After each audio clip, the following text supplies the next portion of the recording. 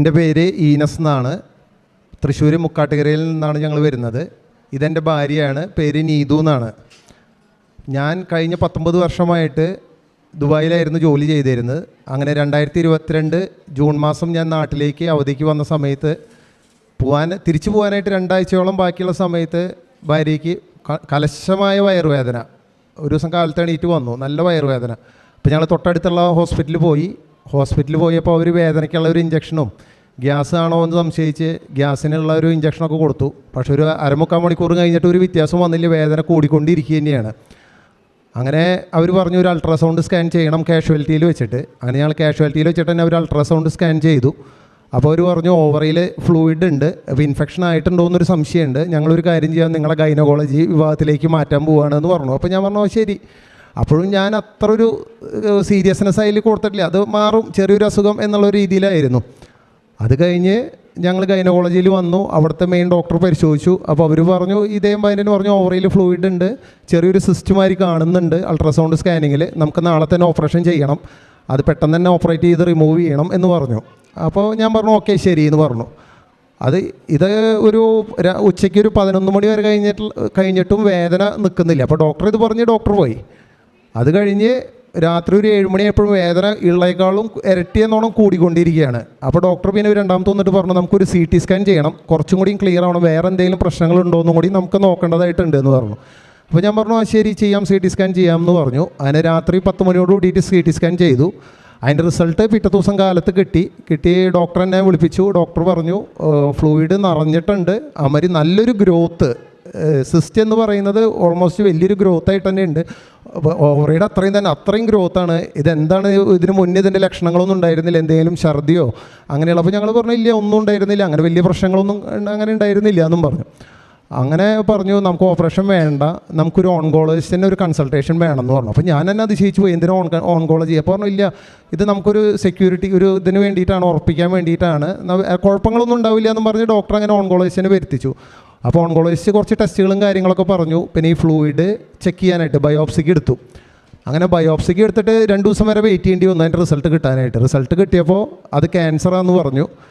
അപ്പോൾ അതും 4th stage, ഇനി ഒരു രക്ഷയില്ല എന്ന് പറഞ്ഞ ഒരു 4th സ്റ്റേജ് ക്യാൻസറാണ്. അപ്പോൾ ഡോക്ടർ പറഞ്ഞു നമുക്ക് കൂടുതലൊരു ചെക്കപ്പിലേക്ക് പോകണം, ഇത് എവിടേക്കെങ്കിലും അഡീഷണലായിട്ട് സ്പ്രെഡിങ് ഉണ്ടോ എന്ന് കൂടി ഞങ്ങൾക്ക് അറിയണം എന്ന് പറഞ്ഞു. അപ്പോൾ ഞാൻ പറഞ്ഞു ശരി. അപ്പോൾ കോൺട്രാസ്റ്റ് CT എന്ന് പറയുന്നൊരു കമ്പനി ക്യാൻസറിൻ്റെ കാര്യങ്ങൾ പടർന്നത് എവിടെ വരെ ഉണ്ടെന്ന് കണ്ടുപിടി. അപ്പോൾ ആ കോൺട്രാസ്റ്റ് CT ചെയ്തപ്പോൾ വൻകുടലിലേക്ക് ഇത് വ്യാപിച്ചു, പിന്നെ അതുമാതിരി പെരിട്ടോണിയത്തിലേക്കൊക്കെ വ്യാപിച്ചിട്ടുണ്ട്. അപ്പോൾ ഓൺകോളജിസ്റ്റ് ആയിട്ടുള്ള ഡോക്ടർ പറഞ്ഞു ഇനി പ്രത്യേകിച്ച് കാര്യങ്ങളൊന്നും ചെയ്യാനില്ല, കാരണം ഇത് 4th സ്റ്റേജാണ്, ഓപ്പറേറ്റ് ചെയ്ത് റിമൂവ് ചെയ്യുക പറഞ്ഞു കഴിഞ്ഞാൽ എളുപ്പമുള്ള കാര്യമല്ല, നമുക്ക് കീമോയും ഇമ്മ്യൂണോതെറാപ്പിയും ചെയ്യാം, അത് ചെയ്യുക, പിന്നെ ഒരു 6-7 മാസം അത് ചെയ്ത് കഴിഞ്ഞിട്ട് പിന്നെ ഓട്ടോമാറ്റിക് ഒരു 6-7 മാസം ചെയ്ത് കഴിഞ്ഞാൽ പിന്നെ ചെയ്യാൻ പറ്റാത്തൊരവസ്ഥയാവും. അത് കഴിയുമ്പോൾ കുറച്ച് റെസ്റ്റ് എടുക്കുക, വീണ്ടും ചെയ്യുക, അങ്ങനെ ഈ ലൈഫ് സ്പാൻ കുറച്ച് നീട്ടിക്കൊണ്ടുപോവുക. ഇതാ നമ്മുടെ മുന്നിലുള്ളൂ, വേറെ മാർഗങ്ങളൊന്നും ഇല്ല എന്ന് പറഞ്ഞു. അപ്പോൾ ഞാനും ആകെ തകർന്നു പോയി, അവളും എന്തോ പറയുക വല്ലാത്തൊരു ബുദ്ധിമുട്ടിലേക്ക് ആയി അത്. അങ്ങനെ അപ്പോൾ ശരി, ഇനിയിപ്പോൾ വേറെ നിർവാഹമില്ല. അപ്പോൾ ഞങ്ങൾ കീമോതെറാപ്പി ഇമ്മ്യൂണോതെറാപ്പി സ്റ്റാർട്ട് ചെയ്യാമെന്ന് പറഞ്ഞു. അങ്ങനെ ആദ്യത്തെ കീമോതെറാപ്പി കഴിഞ്ഞു, ഇമ്മ്യൂണോതെറാപ്പി കഴിഞ്ഞു. അത് 48 മണിക്കൂറാണ് ഒരു കീമോതെറാപ്പി നടക്കുന്നത്. അത്രയും സ്ട്രോങ് ആയിട്ടുള്ള, അതായത് സിവിയർ ആയിട്ടുള്ള മരുന്നാണ് കൊടുക്കുന്നത്. 48 മണിക്കൂർ കണ്ടിന്യൂസ് ആയിട്ട് കീമോതെറാപ്പി ഇമ്മ്യൂണോതെറാപ്പിയും ചെയ്ത് അത് ചെയ്ത് കഴിഞ്ഞാൽ ആൾ പകുതിയാവും. അത്രയും ഡോസായിട്ടുള്ള കീമോതെറാപ്പി ചെയ്ത് ഞങ്ങൾ വീട്ടിലേക്ക് പോകും. വീട്ടിലേക്ക് പോയി കഴിഞ്ഞാൽ വായലത്തെ തൊലി, കുടലിലത്തെ തൊലി, ആമാശയത്തെ തൊലി ഒക്കെ പോവും, ഭക്ഷണം കഴിക്കാൻ പറ്റില്ല, അതിനേക്കാളും വലിയ പ്രശ്നങ്ങളാണ്. അങ്ങനെ അത് കഴിഞ്ഞപ്പോൾ എൻ്റെ ബന്ധുക്കളിൽ ചിലർ പറഞ്ഞു ഇങ്ങനെ കൃപാസനം പള്ളിയിൽ പോയി കഴിഞ്ഞാൽ നമുക്ക് രക്ഷപ്പെടാനുള്ള സാധ്യതയുണ്ട്, അവിടെ പലർക്കും അനുഗ്രഹങ്ങൾ കിട്ടുന്നുണ്ട് എന്ന് പറഞ്ഞു. അങ്ങനെ ജൂൺ മാസം 23-ാം തീയതിയാണ് ഇത് കണ്ടുപിടിച്ചത്. അങ്ങനെ ജൂലൈ 10-ാം തീയതി കീമോ കഴിഞ്ഞു, ആദ്യത്തെ കീമോ കഴിഞ്ഞു. അതിനുശേഷം ഞാനിവിടെ ഒറ്റയ്ക്ക് വന്ന് ഞാൻ ഉടമ്പടി എടുത്തു. അങ്ങനെ ഉടമ്പടി എടുത്ത് ഒരു ദിവസം ഹോസ്പിറ്റലിൽ തന്നെയാണ്, കീമോ കഴിഞ്ഞ് വീട്ടിൽ പോയി 2 ദിവസം കഴിഞ്ഞ് വീണ്ടും ഹോസ്പിറ്റലിൽ തന്നെ എത്തും, കാരണം പലവിധ പ്രശ്നങ്ങളാവും. അപ്പോൾ ഞാനവിടെ തിരികെത്തിക്കും, ഞാൻ പ്രാർത്ഥിക്കും. അങ്ങനെ പ്രാർത്ഥനകൾ മാത്രമായിരുന്നു തുടക്കത്തിൽ ഞാനിത് മുന്നോട്ട്, കാരണം അതിനുള്ള സമയം കിട്ടിയിരുന്നുള്ളൂ. അങ്ങനെ ആദ്യത്തെ പുതുക്കൽ, അപ്പോൾ കീമോ അങ്ങനെ 2 ആഴ്ച കൂടുമ്പോൾ ചെയ്തുകൊണ്ട് പോകുന്നുണ്ട്. കീമോതെറാപ്പിയും കണ്ടിന്യൂസ് ആയിട്ട് ചെയ്തു പോകുന്നുണ്ട്. അപ്പോൾ ഞാൻ വന്ന് ഉടമ്പടി എടുത്തിട്ട് അതിൻ്റെ നേർച്ച വസ്തുക്കൾ ഞങ്ങൾ ഉപയോഗിക്കുന്നുണ്ട്. ഇവളുടെ മേൽ പ്രത്യേകിച്ച് വയറിൻ്റെ ഭാഗത്ത് ഉടമ്പടി തൈലം പരട്ടുമായിരുന്നു. പിന്നെ നാവിലെ തൊലി പോവും കീമോ കഴിയുമ്പോൾ, അപ്പോൾ തേൻ പരട്ടുമായിരുന്നു പ്രാർത്ഥിച്ചിട്ട്. അങ്ങനെയുള്ള കാര്യങ്ങളൊക്കെ തുടർന്ന് ഞാൻ ഉടമ്പടി എടുത്ത പിറ്റേ ദിവസം തന്നെ ചെയ്തു വരുന്നുണ്ടായിരുന്നു. അത് കഴിഞ്ഞ് 7-ാം മാസത്തിലാണ് ഞാൻ ഉടമ്പടി എടുത്തത്. 10-ാം മാസം ഞാൻ ഇവിടെ വന്ന് പുതുക്കി ഞാൻ വീണ്ടും പ്രാർത്ഥിച്ചു. അപ്പോൾ ഇവിടെ വന്ന് ഞാൻ ഇവിടെ പ്രാർത്ഥിച്ചപ്പോൾ അച്ഛൻ്റെ പ്രസംഗം ഉണ്ടായിരുന്നു. നമ്മൾ ചെറിയ കാര്യങ്ങളൊന്നും മാതാവിനോട് പറയണ്ട, മനുഷ്യർക്ക് നടക്കാൻ പറ്റാത്ത കാര്യങ്ങൾ പറഞ്ഞാൽ മതി, ചെറിയ കാര്യത്തിന് നിങ്ങൾ ഇവിടേക്ക് വരേണ്ട കാര്യമില്ല എന്ന് അച്ഛൻ ഇവിടെ പറയണം ഇവിടെ വന്നിട്ട്. അത് കേട്ടപ്പോൾ ഞാൻ വിചാരിച്ചു, ഇത്രയധികം പേർക്ക് ഇവിടെ സാക്ഷ്യം പറയേണ്ട, എന്താ നമുക്കിത് കിട്ടാത്ത? അപ്പോൾ ഞാൻ ആഴത്തിൽ ചിന്തിച്ചു. അപ്പോൾ എനിക്ക് മനസ്സിലായി, അച്ഛനൊന്ന് പറയും ചെയ്തു, നിങ്ങൾ സംസാരത്തിലല്ല പ്രവൃത്തിയിലാണ് കാര്യം. അപ്പോഴാണ് ഞാൻ കാരുണ്യ പ്രവൃത്തിയിലേക്ക് ശ്രദ്ധ പതുക്കെ തിരിച്ചു തുടങ്ങിയത്. അപ്പോൾ അങ്ങനെ ഞാൻ കാരുണ്യ പ്രവൃത്തികളിലേക്ക് തിരിഞ്ഞു തുടങ്ങി. രോഗികളെ, ഞങ്ങളുടെ കൂടെയുള്ള രോഗികളെ എന്നെ ധൈര്യപ്പെടുത്തുക, അവരോട് പറയും ഇങ്ങനെ കൃപാസനം പള്ളിയിൽ ഞങ്ങൾ പോയിരുന്നു, നമുക്ക് രക്ഷയുണ്ട്, അമരി കാരുണ്യ അനാഥാലയങ്ങളും അവർക്ക് അവിടെ ഭക്ഷണം കൊടുക്കുന്നു.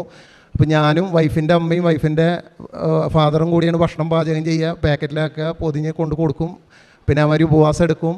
പിന്നെ പരമാവധി ദിവസങ്ങളിൽ അതിന് ആശുപത്രിയിൽ തന്നെ കുർബാനയ്ക്ക് പോകും. കാരണം ജൂബിലി മിഷൻ ഹോസ്പിറ്റൽ എന്ന് പറയും തൃശ്ശൂർ. അപ്പോൾ അവിടെ എല്ലാ ദിവസവും കാലത്ത് കുർബാനയുണ്ട്. അപ്പോൾ അതിൽ കുർബാന സ്വീകരിക്കും. ഇവൾക്കും കുർബാനയ്ക്ക് കൊണ്ടുവരും, അവിടെ സിസ്റ്റർമാർ കൊണ്ടുവരും റൂമിലേക്ക്.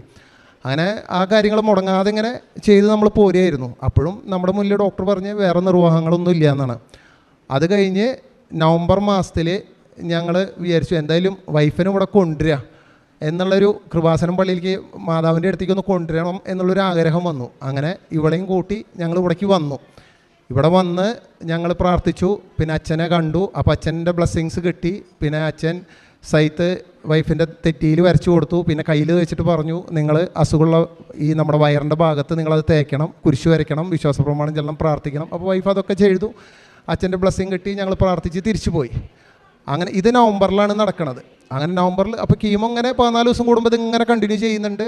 അപ്പോൾ ഇവൾക്കാന്ന് വെച്ച് കഴിഞ്ഞാൽ കൈയിൻ്റെ അടിയൊക്കെ പൊള്ളി, കാലിൻ്റെ അടിയിൽ പൊള്ളി. കീമോ കഴിഞ്ഞ് കഴിഞ്ഞാൽ നിലത്തേക്ക് ഒരു അടി ഇറക്കാൻ പറ്റില്ല, കംപ്ലീറ്റ് നീല കളറാണ് പൊള്ളിയിട്ട്, ചുട്ട് നീറ്റാന്ന് വെച്ചാൽ സഹിക്കില്ല. അങ്ങനെ ഡിസംബർ അവസാനം ഡോക്ടർ പറഞ്ഞു നമുക്കൊന്ന് സ്കാൻ ചെയ്ത് നോക്കാം എന്താ അവസ്ഥയായി ഉണ്ടെന്ന് നോക്കാം. അപ്പോൾ അതിൻ്റെ ഇടയിൽ ഈ 4 കീമോ കഴിയണതിൻ്റെ കൂടെ ഞങ്ങൾ സ്കാനിങ് ചെയ്തുകൊണ്ടിരിക്കുന്നുണ്ട്. പക്ഷെ അതിലൊന്നും ഒരു റിഫ്ലക്ഷൻ ഉണ്ടായിരുന്നില്ല. പക്ഷേ നവംബറിൽ ഞങ്ങൾ ഇവിടെ വന്നു, ഇവിടെ അച്ഛനോട് ബ്ലെസ്സിങ് നടത്തി പ്രാർത്ഥിച്ച് തിരിച്ചു പോയി. ഡിസംബർ 31-ാം തീയതി കഴിഞ്ഞപ്പോൾ ഡോക്ടർ കണ്ടപ്പോൾ നമുക്കൊന്ന് സ്കാനിങ് ചെയ്ത് നോക്കാം, അടുത്ത സ്കാനിങ്ങിന് സമയമായിട്ടുണ്ട്. അപ്പോൾ 4 കീമോ കഴിയുമ്പോൾ സ്കാനിങ് ഉണ്ട്. അങ്ങനെ 4 കീമോ കഴിഞ്ഞ് അടുത്ത സൈക്കിൾ കഴിഞ്ഞപ്പോൾ സ്കാനിങ് ചെയ്തപ്പോൾ ഡോക്ടർ പറഞ്ഞു ഭയങ്കര വ്യത്യാസമുണ്ട്, നമുക്ക് ഓപ്പറേഷനുള്ളൊരു സാധ്യത തെളിഞ്ഞിട്ടുണ്ടെന്ന് പറഞ്ഞു. അപ്പം എനിക്ക് മനസ്സിലായി ഇത് സംഗതി ക്ലിക്കായി, ഇത് നമ്മൾ രക്ഷപ്പെടാനുള്ളൊരു മുന്നോടിയാണെന്നുള്ള കാര്യം അപ്പം എനിക്ക് മനസ്സിലായി. പിന്നെ നമ്മുടെ പ്രാർത്ഥനയും കാരുണ്യ പ്രവർത്തികളെല്ലാം സകല ശക്തി എടുത്തിട്ട് നമ്മൾ മുന്നോട്ട് പിടിച്ചു. അങ്ങനെ നമ്മൾ ഓപ്പറേഷൻ നടത്തി. മാർച്ച് 20-ാം തീയതി ആയിരുന്നു ഓപ്പറേഷൻ കഴിഞ്ഞിട്ട് കുറച്ച് കോംപ്ലിക്കേഷനൊക്കെ ഉണ്ടായിരുന്നു. അപ്പോഴും നമ്മൾക്ക് എൻ്റെ മാതാവ് രക്ഷിക്കും എന്നുള്ളൊരു വിശ്വാസം അവളിലും ഉണ്ടായിരുന്നു, എന്നിലുണ്ടായിരുന്നു, വീട്ടുകാരിലെല്ലാവരിലും ഉണ്ടായിരുന്നു. അങ്ങനെ ഓപ്പറേഷൻ കഴിഞ്ഞു. വീണ്ടും 4 കീമോയും ചെയ്തു. അത് കഴിഞ്ഞ് ജൂൺ മാസം 30-ാം തീയതി ഞങ്ങൾ പെറ്റ് സ്കാൻ എടുത്തപ്പോൾ അതിൽ കംപ്ലീറ്റ് നോർമൽ, ഒരു കുഴപ്പമില്ല എന്ന് പറഞ്ഞു. അതിനുശേഷം മാർക്കിംഗ് ടെസ്റ്റ് എടുത്തു, ബ്ലഡിൽ യാതൊരു കുഴപ്പമില്ല എന്ന് പറഞ്ഞു. അപ്പോൾ ഞാനിങ്ങനെ ഉടമ്പടി ഇവിടെ വന്ന് പറയണം എന്നുള്ളൊരു ചിന്ത വന്നു. പക്ഷേ എനിക്ക് പറയാൻ പറ്റണില്ല, പല കാര്യങ്ങളിൽ തടസ്സങ്ങൾ എനിക്ക് പറ്റുന്നില്ല. അത് കഴിഞ്ഞ് സെപ്റ്റംബർ മാസം 30-ാം തീയതി വീണ്ടും പെറ്റ് സ്കാൻ എടുത്തു. അതിലും യാതൊരു കുഴപ്പമില്ല. 3 മാസം കഴിഞ്ഞിട്ട് വീണ്ടും എടുക്കണം, അതിലും യാതൊരു കുഴപ്പമില്ല. ഇപ്പോൾ ഈ നവംബർ മാസം 1-ാം തീയതി വീണ്ടും ബ്ലഡ് ടെസ്റ്റ് എടുത്തു, അതിലും കുഴപ്പമില്ല. അപ്പോൾ കഴിഞ്ഞ 5 മാസമായിട്ട് ആൾക്ക് ഒരു മരുന്നോ ഒന്നുമില്ല, എല്ലാം പൂർണ്ണമായിട്ട് മാറി, ഒരു കുഴപ്പമില്ലാത്ത അവസ്ഥയിലാണ് ഇപ്പോൾ നിൽക്കുന്നത്. അത് അമ്മയോട് ഇവിടെ വന്ന് ഉടമ്പടി എടുത്തതിൻ്റെ ഫലമായിട്ടാണ് എന്ന് ഞാൻ പൂർണ്ണമായിട്ട് വിശ്വസിക്കുന്നു. അതിന് അമ്മയോടും തൃക്കുമാരനോടും 1000 നന്ദിയുണ്ട്. പിന്നെ രണ്ടാമത്തെ ഒരു കാര്യം എനിക്ക് പറയാനുള്ളത് എന്താണെന്ന് വെച്ചാൽ, ഞാൻ പറഞ്ഞ മാതിരി 19 കൊല്ലം ദുബായിലായിരുന്നു ജോലി. അവിടെ നല്ല ജോലിയായിരുന്നു, നല്ല ശമ്പളവും കാര്യങ്ങളൊക്കെ ഉണ്ടായിരുന്നു. പിന്നെ ഈ അസുഖങ്ങളുടെ വന്നോടുകൂടിയിട്ടെന്ന് വെച്ചാൽ ഞാൻ ഫുൾ ടൈം ഹോസ്പിറ്റലാണ്, ഇവിടുന്ന് തിരിച്ചു പോകാനും പറ്റിയില്ല. പിന്നെ തിരിച്ചു പോകാനായിട്ടുള്ളൊരു മാനസികാവസ്ഥ ഉണ്ടായിരുന്നില്ല. അപ്പോൾ ഞാൻ വിചാരിച്ചിരുന്നു ഇവിടെ ഒരു ജോലിക്ക് ശ്രമിക്കാം. അപ്പോൾ ഇവിടെ നമ്മുടെ വീടിൻ്റെ തൃശ്ശൂരൊന്നും അത്രയധികം വലിയൊരു നമ്മൾ ഉദ്ദേശിക്കുന്നത്, അവിടെ വലിയൊരു ശമ്പളത്തിൽ ജോലി ചെയ്തിട്ട് ഇവിടെ വന്നിട്ട് ആ ഒരു സാലറിയിൽ ജോലി ചെയ്യാനുള്ളൊരു മാനസികാവസ്ഥയില്ല. അപ്പോൾ ഇവിടെ എന്തെങ്കിലും ഒരു ബിസിനസ് തുടങ്ങണം എന്നുള്ളൊരു ആഗ്രഹം ഉണ്ടായിരുന്നു. അപ്പോൾ എല്ലാവരും പറയും ബിസിനസ്സൊന്നും തുടങ്ങണ്ട, ഇവിടെ തുടങ്ങിയ രക്ഷപ്പെടുന്നില്ല, ഉള്ള കാശ് വെറുതെ കളയണ്ട എന്നുള്ളൊരു. അപ്പോൾ ഞാൻ ദൈവത്തിനോട് ഇവിടെ ഉടമ്പടിയിൽ അതും വെച്ചിട്ടുണ്ടായിരുന്നു, യേശുവിന് എന്താണ് ഇഷ്ടം അത് എനിക്ക് നടത്തി കിട്ടണം. ജോലിയെന്നും പറഞ്ഞില്ല, ബിസിനസ്സും പറഞ്ഞില്ല, എൻ്റെ ഭാവി ജീവിതം ദൈവത്തിന് ഇഷ്ടപ്പെട്ട മാതിരി തിരഞ്ഞെടുക്കാനുള്ള ഒരു അനുഗ്രഹം എനിക്ക് കിട്ടണമെന്ന്. അപ്പോൾ അങ്ങനെ ആ സമയത്ത് ഇങ്ങനെ ഇരിക്കണ സമയത്ത് ഞാനൊരു യൂറോപ്യൻ കമ്പനി ഇവിടെ തൃശ്ശൂർ ഒരു ഓഫീസ് തുടങ്ങിയിരുന്നു. അപ്പോൾ അവിടെ ഒരു അക്കൗണ്ട്സ് മാനേജറുടെ പോസ്റ്റ് വേക്കൻസി ഉണ്ടെന്ന് പറഞ്ഞു. അപ്പോൾ ഞാൻ അവിടേക്ക് അപ്ലിക്കേഷൻ അയച്ചു. അപ്പോൾ അവരെൻ്റെ അടുത്ത് ഒരു ശമ്പളമൊക്കെ പറഞ്ഞു. അപ്പോൾ ഞാൻ പറഞ്ഞു എനിക്ക് അതിൽ താല്പര്യമില്ല. അപ്പോൾ എൻ്റെ മനസ്സിൽ ബിസിനസ് എന്നുള്ളൊരു ഉദ്ദേശം കൂടി ഉണ്ട്. അപ്പോൾ ഞാൻ പറഞ്ഞു ഈ ഒരു ശമ്പളത്തിൽ എനിക്ക് താല്പര്യമില്ല എന്ന് പറഞ്ഞു. അങ്ങനെ അവരവിടെ വേറൊരാളെ വെക്കുകയും ചെയ്തു. അങ്ങനെ വെച്ച് കഴിഞ്ഞ് കുറച്ച് നാൾ കഴിഞ്ഞ് ഞാൻ ഇതേമാതിരി എല്ലാ മാസവും ഇവിടെ വരുമായിരുന്നു കേട്ടോ. എല്ലാ മാസവും ഇവിടെ വന്ന് ഇവിടുന്ന് പത്രം വാങ്ങിച്ച് അത് വിതരണം ചെയ്യും. മറ്റുള്ള കാര്യങ്ങളൊക്കെ മുറമാരി തെറ്റാതെ ഞാൻ നടത്തി വന്നിരുന്നു. കാരുണ്യ പ്രവർത്തികളെല്ലാം നടത്തി വന്നിരുന്നു. അങ്ങനെ ഒരു ദിവസം ഒരു മാസത്തിലെ കൃപാസനത്തിലേക്ക് ഇങ്ങോട്ട് വരുന്ന സമയത്ത് ഞാൻ ട്രെയിനിൽ എറണാകുളം കഴിഞ്ഞ് ചേർത്തല എത്തുന്ന സമയത്ത് എനിക്കൊരു ഫോൺ കോള്. ഈ യൂറോപ്യൻ ഓഫീസിൻ്റെ ഇന്ത്യൻ ഓഫീസുണ്ട്. ഇവിടുത്തെ ജനറൽ മാനേജർ എന്നെ വിളിച്ചിട്ട് പറഞ്ഞു, നിങ്ങൾക്കൊരു ഇമെയിൽ യൂറോപ്പ് ഓഫീസിൽ നിന്ന് അയച്ചിട്ടുണ്ട്, അതിനൊന്നും മറുപടി അയക്കണം എന്ന് പറഞ്ഞു. അപ്പോൾ ഞാൻ പറഞ്ഞു ഞാൻ ട്രെയിനിലാണ്, ഞാൻ നോക്കട്ടെ, നോക്കിയിട്ട് അയക്കാമെന്നും പറഞ്ഞു. അപ്പോൾ ഞാനിപ്പോൾ ട്രെയിനിൽ വരുമ്പോൾ ഇമെയിൽ ഓപ്പൺ ചെയ്തപ്പോൾ അവിടുത്തെ ഫൈനാൻസ് ഡയറക്ടർ പറഞ്ഞിരിക്കുകയാണ് നിങ്ങൾക്ക് ജോലിക്ക് തരാൻ താല്പര്യം ഉണ്ടോ എന്ന് ചോദിച്ചിട്ട്. അപ്പോൾ ഞാൻ വെറുതെ ഓക്കെ ഞാൻ ഉദ്ദേശിച്ച സാലറി കിട്ടുകയാണെങ്കിൽ ചെയ്യാമെന്നും പറഞ്ഞു. അങ്ങനെ ഇവിടെ പള്ളിയിലേക്ക് എത്തി.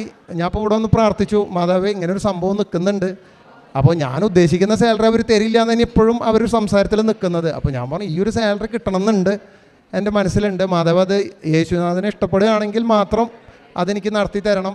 അത് നടത്തി തന്നു കഴിഞ്ഞാൽ അതിൽ നിന്നൊരു വിഹിതം ഞാൻ കാരുണ്യ പ്രവർത്തിക്കായിട്ട് മാറ്റി വയ്ക്കാമെന്നും കൂടി മനസ്സിലാന്ന് ഇവിടെ പ്രാർത്ഥിച്ചിരുന്നു. അത് കഴിഞ്ഞ് ഇവിടുന്ന് പുറത്തേക്ക് ഇറങ്ങി ഞാൻ ഇങ്ങനെ എന്താ ഇനിയിപ്പോൾ എന്നിങ്ങനെ ആലോചിച്ചിങ്ങനെ ഇരിക്കുകയായിരുന്നു. ആ സമയത്ത് എനിക്ക് വീണ്ടും കോൾ വരുന്നു യൂറോപ്പിൽ നിന്ന് നേരിട്ടിട്ട്, നിങ്ങൾ പറയുന്ന ശമ്പളത്തിൽ ഞങ്ങൾ ഇവിടെ അപ്പോയിൻറ്റ് ചെയ്തിരിക്കുന്നു, നിങ്ങൾക്കൊരു 1 മണിക്കൂറിനുള്ളിൽ അപ്പോയിൻമെൻറ്റ് ലെറ്റർ വരുന്നു പറഞ്ഞു വരും. ഞാൻ തിരിച്ച് എറണാകുളം കഴിഞ്ഞ് അങ്കമാലി എത്താറായപ്പോഴേക്കും എൻ്റെ ഇമെയിലിലേക്ക് അപ്പോയിൻമെൻറ്റ് ലെറ്റർ വന്നു. ഞാനിപ്പോൾ അവിടെ ജോയിൻ ചെയ്തു. ഞാൻ ഉദ്ദേശിക്കുന്നതിനേക്കാളും വലിയ ശമ്പളത്തിൽ എനിക്ക് അവിടെ ജോലി കിട്ടി. അത് ഈ ഉടമ്പടിയിലൂടെയാണെന്ന് ഞാൻ പൂർണ്ണമായിട്ട് വിശ്വസിക്കുന്നു. അതിന് മാതാവിനോടും തൃക്കുമാരനോടും 1000 നന്ദി പറയുകയാണ്. പ്രാർത്ഥന പണ്ടും ഞാൻ പ്രാർത്ഥിച്ചിരുന്നു. പണ്ട് മുതലേ പ്രാർത്ഥനയോട് കുറച്ച്, ചെറുപ്പകാലത്തിൽ അങ്ങനെ പ്രാർത്ഥനയൊന്നും ഉണ്ടായിരുന്നില്ല. ഡിഗ്രി കഴിഞ്ഞ് പിന്നെ ഞാൻ കുറച്ച് മുതിർന്നപ്പോൾ പ്രാർത്ഥനയിലൊക്കെ ഉണ്ടായിരുന്നു. പക്ഷെ പ്രാർത്ഥന എന്ന് പറഞ്ഞു വെച്ചാൽ നമ്മൾ തിയറി പഠിച്ച് പരീക്ഷ എഴുതണ മാതിരിയായിരുന്നു. സ്വർവസനായ എന്ന് പറഞ്ഞാൽ വിശ്വാസ പ്രമാണം അങ്ങനെയുള്ള ഒരു കലാപരിപാടികൾ, കളിയാക്കി പറഞ്ഞല്ല, അവർ തിയറിറ്റിക്കലായിട്ട് മാത്രമായിരുന്നു. പക്ഷേ ഇവിടെ വന്ന് ചെയ്തപ്പോൾ നമുക്കത് എന്താ പറയുക, ഒരു പ്രാക്ടിക്കലായിട്ട് എന്താ പറയുക, ദൈവം ആഗ്രഹിക്കുന്നത് കൂടുതൽ കാരുണ്യ പ്രവർത്തികളാണ്. വിശക്കുന്നവർക്ക് ഭക്ഷണം കൊടുക്കുക, അമരി രോഗികളെ ആശ്വസിപ്പിക്കുക, അവർക്ക് പറ്റുന്ന സഹായം ചെയ്യുക, ആരെയും മനസ്സിൽ ദേഷ്യം വിചാരിക്കരുത്, ദേഷ്യം വന്നാൽ തന്നെ അവരോട് ക്ഷമിക്കുക, അങ്ങനെയുള്ള കുറച്ച് പ്രാക്ടിക്കലായിട്ടുള്ള കാര്യങ്ങളിൽ വളരെ വ്യത്യാസം വന്നു. അത് ഈ ഉടമ്പടിയിൽ ഇവിടെ കൃപാസനം പള്ളിയിൽ വന്ന ഉടമ്പടി എടുത്തപ്പോൾ വന്നിട്ടുള്ള ഒരു വ്യത്യാസമാണ്. അത് തുടർന്നും അങ്ങനെ തന്നെ പറ്റും, അങ്ങനെ തന്നെ മുന്നോട്ട് പോകണമെന്നാണ് ആഗ്രഹം.